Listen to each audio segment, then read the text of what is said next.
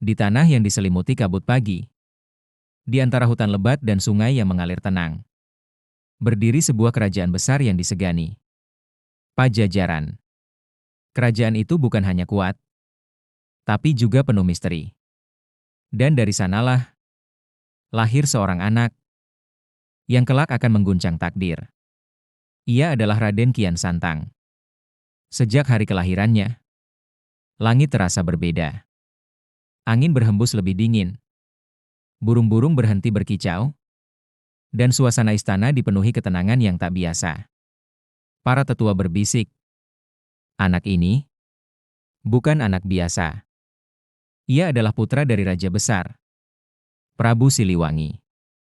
Seorang penguasa yang disegani, ditakuti, dan dihormati oleh seluruh penjuru Nusantara.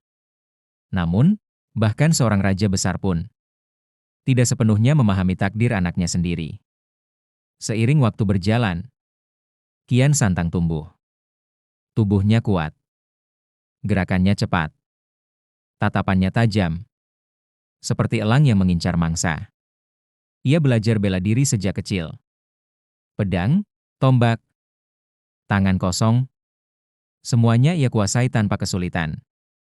Para guru kewalahan, para prajurit kalah satu persatu. Tak ada yang mampu menandinginya. Namun, di balik kekuatan itu, ada sesuatu yang kosong. Sesuatu yang tidak bisa dijelaskan. Malam demi malam, Kian Santang duduk sendirian, menatap langit. Bintang-bintang berkelip, seolah memanggilnya. Dan di dalam hatinya, ada pertanyaan yang terus menggema. Untuk apa semua ini? Ia memiliki segalanya. Kekuatan, kekuasaan, kehormatan, tapi jiwanya gelisah. Seolah ia sedang mencari sesuatu yang tidak ada di dunia yang ia kenal. Hari demi hari berlalu, dan kegelisahan itu semakin dalam. Hingga suatu hari, sebuah kabar datang. Kabar tentang seorang ulama dari seberang lautan. Seorang yang tidak hanya kuat, tapi juga bijaksana. Namanya Syekh Datuk Kahfi. Konon, ia memiliki ilmu yang tidak bisa dijelaskan dengan akal.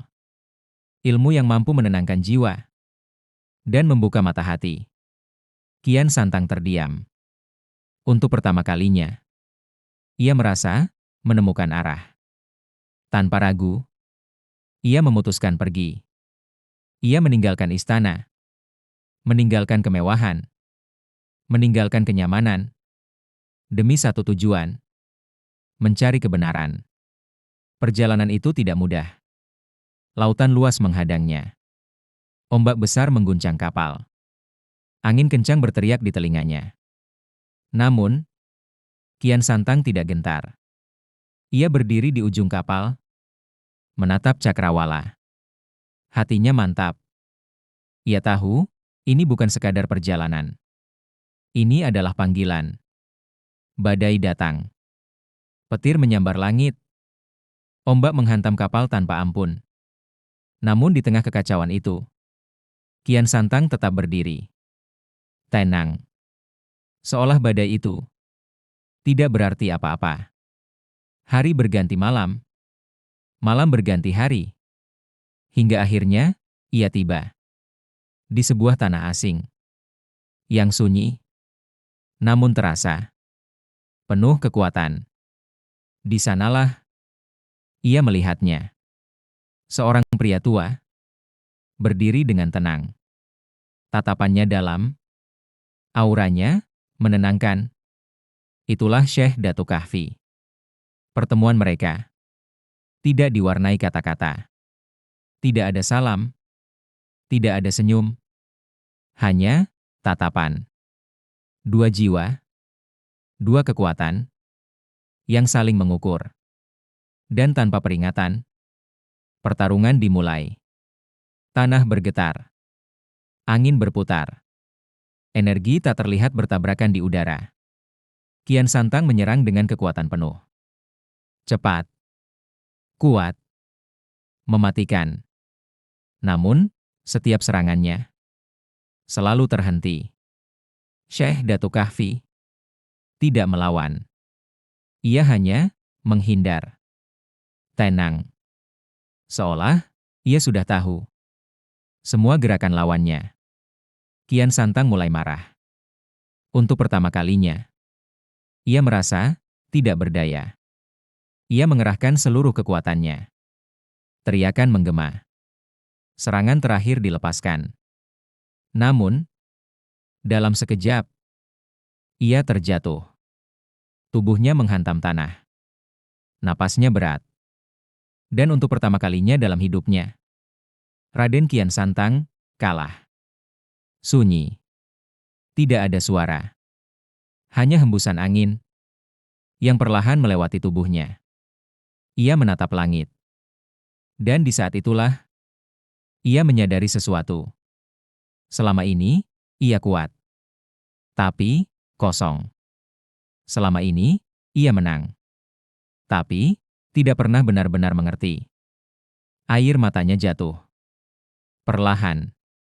Syekh Datuk Kahfi mendekat. Tidak ada kemarahan di wajahnya. Hanya ketenangan. Ia mengulurkan tangan.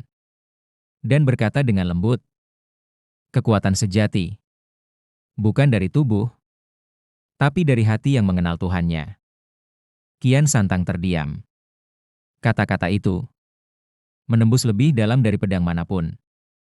Dan di saat itulah, perjalanan barunya dimulai. Hari-hari berikutnya, ia belajar. Bukan tentang bertarung, tapi tentang memahami. Tentang hidup. Tentang makna. Tentang Tuhan. Dan perlahan, kegelapan di dalam dirinya mulai hilang. Digantikan oleh cahaya. Ia bukan lagi pangeran yang haus kemenangan. Ia adalah manusia yang menemukan arah. Waktu berlalu. Dan tibalah saatnya, ia kembali ke Pajajaran. Namun kali ini, ia tidak kembali sebagai orang yang sama. Ia kembali membawa cahaya. Rakyat menyambutnya. Namun, ada yang berbeda. Tatapannya kini lembut. Langkahnya tenang. Namun justru, itu membuat orang takut. Karena perubahan selalu menakutkan. Di dalam istana, Prabu Siliwangi menunggu. Ayahnya, Raja Besar. Pertemuan itu penuh keheningan. Tatapan ayah dan anak bertemu tanpa kata, namun penuh makna. Kau telah berubah, ucap sang raja. Kian Santang mengangguk pelan. Aku menemukan apa yang selama ini hilang. Namun, tidak semua perubahan diterima. Perbedaan menjadi jurang. Dan jurang itu semakin dalam. Hingga akhirnya, konflik tidak bisa dihindari. Pertarungan yang tidak diinginkan, namun harus terjadi. Bukan demi kekuasaan, tapi demi keyakinan. Ayah melawan anak. Langit menggelap. Angin berteriak. Dunia seakan menahan napas. Dua kekuatan besar berhadapan. Kian Santang tidak ingin melawan. Namun ia tahu, ia tidak bisa mundur. Pertarungan dimulai. Energi bertabrakan. Tanah bergetar. Langit seolah terbelah. Namun di tengah semua itu, ada satu hal yang berbeda. Kian Santang tidak menyerang dengan amarah. Ia bertarung dengan ketenangan, dengan keyakinan. Dan di setiap gerakannya, ada doa. Pertarungan berlangsung lama, kuat, emosional. Dan akhirnya, keheningan datang. Tidak ada yang benar-benar menang. Tidak ada yang benar-benar kalah. Hanya dua jiwa yang berjalan di jalan yang berbeda. Dan dari situlah legenda lahir. Kian Santang melanjutkan perjalanannya. Menyebarkan cahaya. meninggalkan jejak yang tidak akan pernah hilang. Namanya akan terus diceritakan dari generasi ke generasi sebagai pangeran yang tidak hanya kuat, tapi juga menemukan kebenaran.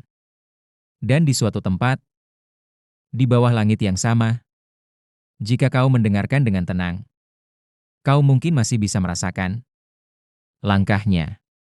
Cahaya itu masih ada.